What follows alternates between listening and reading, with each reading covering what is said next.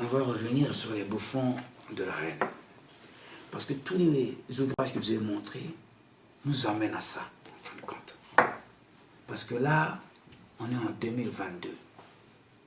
C'est-à-dire que toute notre existence du futur se joue à travers la lutte que nous menons aujourd'hui. Pour l'équilibre, pour l'équilibre, pour l'équilibre dans le monde. Donc, on revient sur les bouffons de la haine de Thomas Land et de Caroline Forrest. Alors vous allez me permettre de mettre mes lunettes, s'il vous plaît.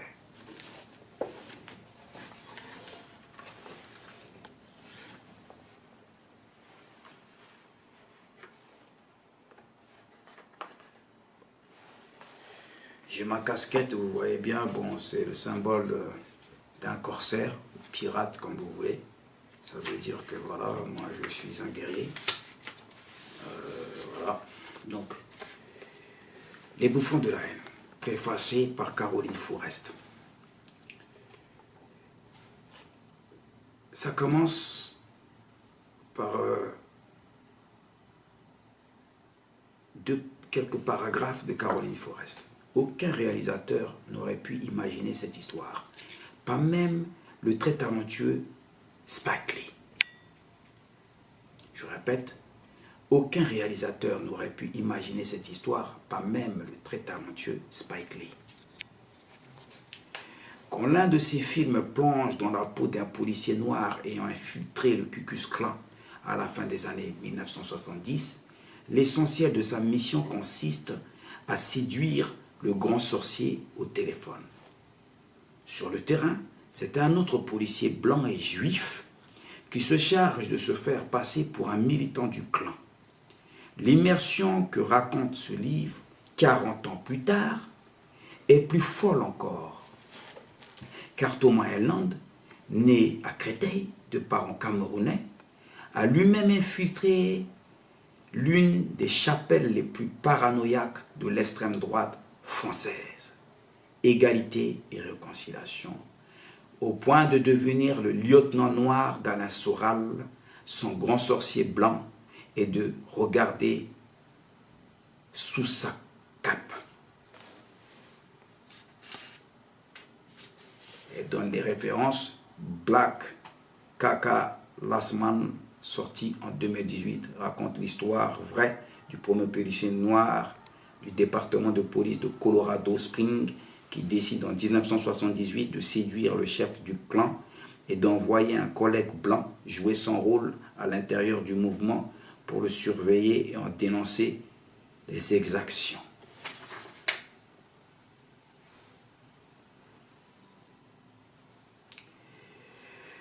Alors, rien que la première page préfacée par Caroline Forrest nous plonge dans le récit. Si vous voyez, si vous lisez ce livre, pour mes jeunes frères qui ne lisent pas,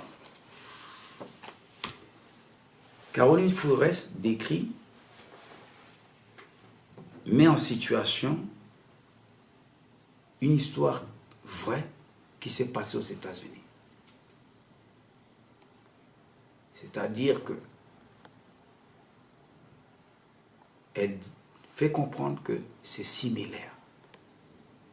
Qui dit similaire dit aussi, elle assimile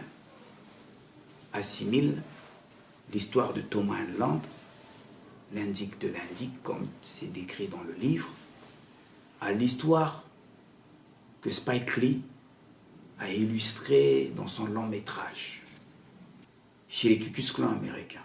Donc elle fait une assimilation. Pour revenir, je reviens à ce terme-là, pour revenir à Éric Zemmour. C'est une assimilation, c'est une assimilation. Je ne vais pas dire c'est une comparaison, c'est une assimilation. D'accord? C'est très grave. Parce qu'elle veut marquer l'histoire par son écrit. Elle veut marquer l'histoire française. Elle veut assimiler l'histoire française à l'histoire des Américains. Elle veut décrire que c'est grâce à cette association d'un brave noir indique, parce qu'il est indique, ce qui dit indique de l'indique, ça veut dire qu'il travaille pour une branche policière, Thomas Land. D'accord? Il travaille pour une branche policière. Donc elle assimile ça, elle compare ça avec ce qui s'est passé aux États-Unis. Elle parle du juif blanc qui a infiltré Ku Klux Klan aux États-Unis, dont le texte Thomas Land met en lumière un juif blanc. Donc là, elle regroupe toute la base historique pour nous plonger dans un récit et marquer définitivement l'histoire française. C'est très grave. Ce livre est très grave. Il ne faut pas prendre ça à la légère. Je pense que de tous les temps, c'est le livre le plus grave qu'ils essaient aujourd'hui d'étouffer. De faire comme si ça n'a pas existé. Après l'avoir lancé déjà sur la toile. Ce livre est d'autant plus grave que nous avons pris 15 jours, mon staff et moi, les Black Dragons experts dans les domaines d'investigation, dans le journalisme, dans la production, dans plein d'autres choses. Nous avons pris 15 jours pour faire les investigations, pour comprendre pourquoi ce livre a été publié et préfacé par Caroline Fourest. Nous avons aussi pris 15 jours parce que les négociations ont été entamées. C'est-à-dire que quand nous avons averti que nous allons répondre à ce livre, les influences autour de ce livre ont réagi, ils nous ont contactés et nous ont fait des propositions. Les propositions étaient que jusqu'à dimanche dernier, c'est-à-dire qu'aujourd'hui on est le 15, on est mardi 15, hier c'était lundi 14, dimanche dernier on était dimanche 13. J'ai reçu un coup de fil en visu avec un producteur de cinéma très connu au nom de Laurent Zetoun, associé à Yann Zenou. Retenez bien, Laurent Zetoun, quand on cherche sur Google, est associé à Yann Zenou. Retenez bien ce nom-là, surtout Yann Zenou. Donc je reçois un coup de fil en visu de 2 personnes.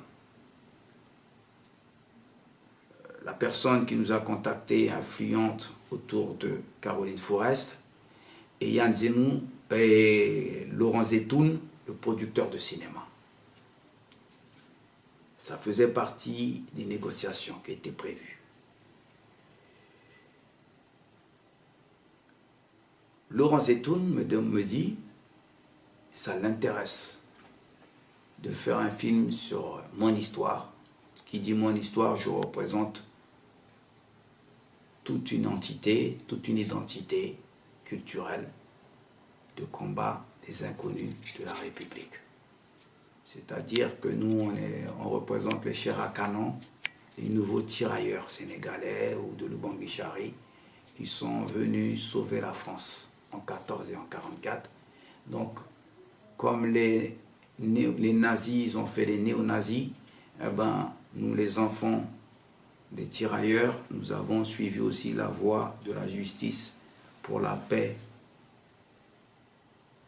dans l'humanité. Donc, M. Laurent Zetoun, dans les négociations, me propose de réaliser, il est prêt à réaliser une série, alors écoutez-moi bien, sur les bouffons de la République, les bouffons de la haine de Thomas Land. Et dans cette série,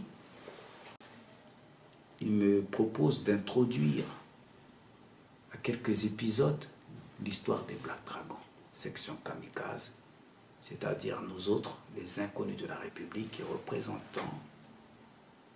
représentent les tirailleurs sénégalais, les nègres marrons, enfin tous ceux qui sont battus depuis toujours pour asseoir un équilibre dans les pays coloniaux esclavagistes, néocoloniaux comme la France.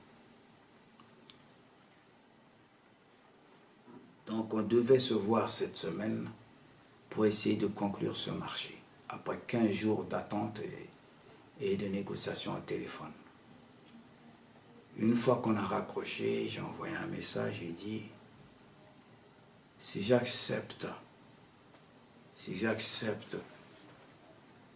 votre proposition,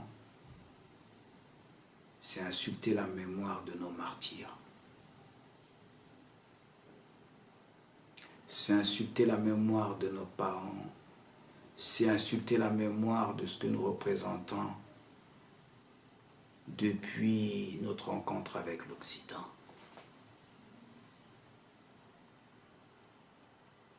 C'est comme si vous venez de blanchir un ancien chef de Gestapo du Troisième Reich et de le mettre dans la peau d'un indique résistant après avoir exterminé autant de gens. Est-ce que vous vous rendez compte de ce que vous me proposez? Est-ce que c'est normal? Est-ce que c'est humain? Vous qui êtes l'origine, vous êtes l'origine même de la souffrance du peuple juif. Vous êtes juif, vous vous appelez Laurent Zetoun. Que tout le combat que nous, les inconnus de la République, nous avons fait, sans mendier un financement quelconque, vous venez de cracher dessus, en fin de compte. Vous venez de nous... On ne peut pas trouver de terme pour qualifier ce que vous venez de dire.